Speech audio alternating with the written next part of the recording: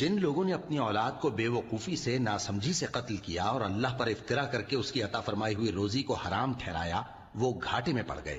وہ بلا شبہ گمراہ ہیں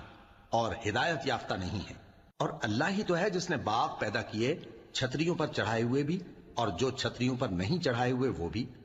اور کھجور اور کھیتی جن کے طرح طرح کے پھل ہوتے ہیں، اور زیتون اور انار جو بعض باتوں میں ایک دوسرے سے ملتے جلتے ہیں اور بعض باتوں میں نہیں بھی ملتے۔